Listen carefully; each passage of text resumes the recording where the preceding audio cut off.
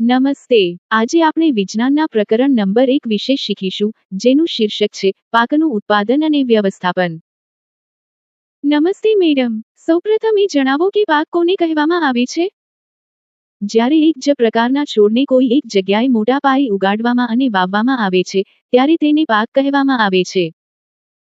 Madam, શું ભારતમાં દરેક જગ્યાએ એક જ પ્રકારનો પાક ઉગાડવામાં આવે છે? ના, બિલકુલ નહીં. ભારત એક ખૂબ મોટો દેશ છે, જ્યાં ગરમી, ઠંડી અને વરસાદ જેવી ઋતુઓ દરેક જગ્યાએ અલગ અલગ હોય છે. તેથી અલગ અલગ ઋતુમાં અલગ અલગ પાક ઉગાડવામાં આવે છે. તો પાક કેટલા પ્રકારના હોય છે? મુખ્યત્વે પાક બે પ્રકારના હોય છે, ખરીફ પાક અને રવિ પાક. ખરીફ પાક કોને કહેવામાં આવે છે? જે પાક વરસાદની ઋતુમાં વાવવામાં આવે છે, તેને ખરીફ પાક કહેવામાં આવે છે. તે સામાન્ય રીતે જૂનથી સપ્ટેમ્બર સુધી વાવવામાં આવે છે. તેના કેટલાક ઉદાહરણો જણાવો. ડાંગર એટલે કે ચોખા, મકાઈ, સોયાબીન અને મગફળી ખરીફ પાકના ઉદાહરણો છે. અને રવિ પાક શું હોય છે? જે પાક ઠંડીની ઋતુમાં વાવવામાં આવે છે, તેને રવિ પાક કહેવામાં આવે છે. તે સામાન્ય રીતે ઓક્ટોબરથી માર્ચ સુધી વાવવામાં આવે છે. રવિ પાકના કેટલાક ઉદાહરણો: ઘઉં, ચણા, વટાણા અને સરસવ રવિ પાકના ઉદાહરણો છે. મેડમ, પાક ઉગાડવા માટે ખેડૂતે કયા કયા તબક્કામાંથી પસાર થવું પડે છે? પાક ઉગાડવા માટે ખેડૂતે કેટલાક મહત્વપૂર્ણ તબક્કામાંથી પસાર થવું પડે છે. તેમને ખેતીના મૂળભૂત કાર્યો કહેવામાં આવે છે. સૌથી પહેલું કાર્ય છે જમીન તૈયાર કરવી. જમીન કેવી રીતે તૈયાર કરવામાં આવે છે? બીજ વાવતા પહેલા માટીને ઊંધી ચત્તી કરીને નરમ કરવામાં આવે છે. આ પ્રક્રિયાને ખેડાણ કહેવામાં આવે છે. તેનાથી માટીમાં હવાનું પરિભ્રમણ સરળ બને છે અને છોડના મૂળ ઊંડાઈ સુધી વધી શકે છે. તેના પછી શું કરવામાં આવે છે? તેના પછી બીજ વાવવામાં આવે છે. ખેડૂત સારી જાતના તંદુરસ્ત બીજ પસંદ કરીને તેમને માટીમાં વાવે છે. શું બીજ વાવવા માટે મશીનનો પણ ઉપયોગ થાય છે? હા, પરંપરાગત પદ્ધતિઓની સાથે સાથે સીડ ડ્રીલ જેવી આધુનિક મશીનોનો પણ ઉપયોગ કરવામાં આવે છે.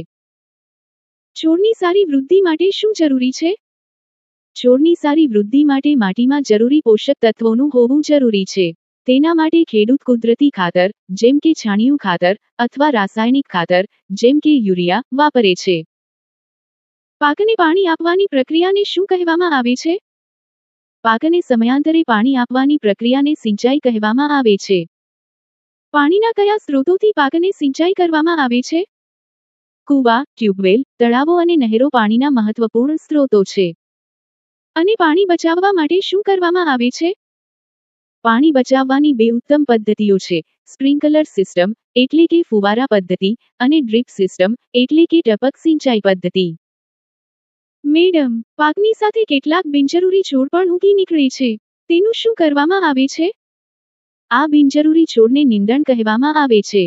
તેઓ પાકનું પાણી અને પોષક તત્વો લઈ લે છે, તેથી તેમને દૂર કરવું જરૂરી છે. તેમને કેવી રીતે દૂર કરવામાં આવે છે? તેમને હાથથી અથવા યોગ્ય નિંદણનાશક દવાઓ દ્વારા દૂર કરવામાં આવે છે. જ્યારે પાક તૈયાર થઈ જાય છે, ત્યારે ત્યાર પછી શું કરવામાં આવે છે? જ્યારે પાક પાકી જાય છે, ત્યારે તેની કાપણી કરવામાં આવે છે. પાક કાપવાની પ્રક્રિયાને લણણી કહેવામાં આવે છે. આ કામ દાતરડા અથવા આધુનિક મશીનોની મદદથી કરવામાં આવે છે. પાકની કાપણી કર્યા પછી તેને કેવી રીતે સુરક્ષિત રાખવામાં આવે છે? કાપેલા પાકને જીવાતો, ઉંદરો અને ભેજથી બચાવવો જરૂરી છે. તેથી પાકને કોથળામાં અથવા ગોડાઉનમાં સુરક્ષિત રાખવામાં આવે છે. આ પ્રક્રિયાને સંગ્રહ કહેવામાં આવે છે. મેડમ, અંતમાં મહત્વપૂર્ણ પ્રશ્નો પણ જણાવો. પ્રશ્ન: એક જ પ્રકારના છોડને મોટા પાયે ઉગાડવામાં આવે, તેને શું કહેવામાં આવે છે? જવાબ: પાક કહેવામાં આવે છે. પ્રશ્ન: પાક ઉગાડતા પહેલા જમીન તૈયાર કરવાનું પહેલું પગલું શું છે?